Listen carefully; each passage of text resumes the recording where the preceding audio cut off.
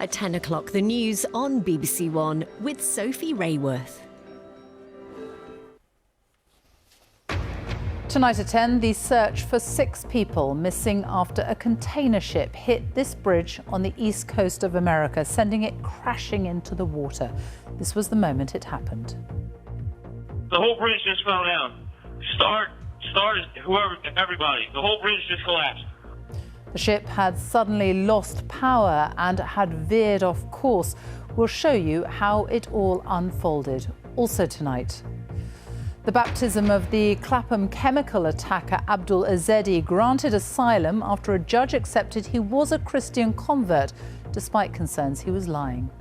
On a knife edge, now in extra time, can Wales beat Poland for a place in the Euros? And why North Korea censored Alan Titchmarsh's trousers.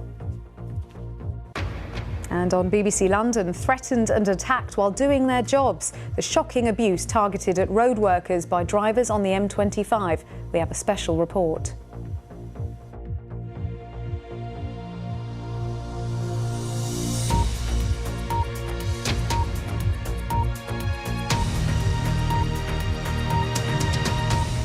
Good evening. A search operation is continuing for at least 6 people thrown into a river in the US city of Baltimore after this huge container ship collided with a bridge, sending it crashing into the water.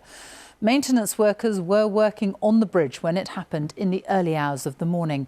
2 people were pulled from the freezing waters. Rescuers are now using sonar to search the wreckage for the missing.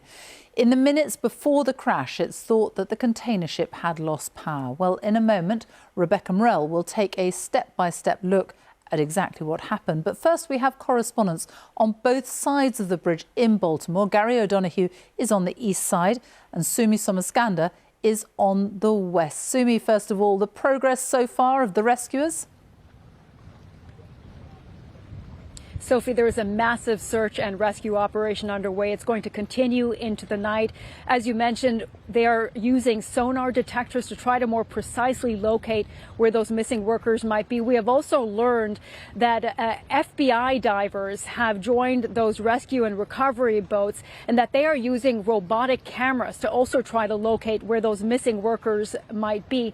Now, a law enforcement source who told us that information was not able to say whether there was one or more divers in the water at this moment, and that is because of the jagged debris. You have to remember that massive chunks of metal from this bridge fell right into the river, really complicating efforts. And that indeed corresponds with what we heard from Maryland Senator Ben Cardin, who we spoke to just about half an hour ago, who told us one of the problems in the search and rescue mission at the moment is precisely that they've really had to maintain a surface search because getting deeper into the water has not been possible because of that debris. So they're going to continue searching, Sophie, but several factors working against them at this hour. That debris, the wreckage from the bridge, but of course also weather. It is very cold, and as the evening moves on, it will of course only get colder, and the water conditions. The water very choppy, murky, making this effort all the more difficult.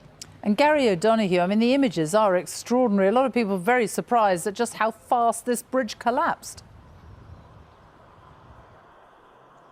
Yeah, Sophie, I've been here since before daybreak, and we were talking to people down by the water's edge, out walking their dogs, people who live very close to the river here, and they were in total shock at what had happened. This is a massive landmark in their lives, something they use on a daily basis.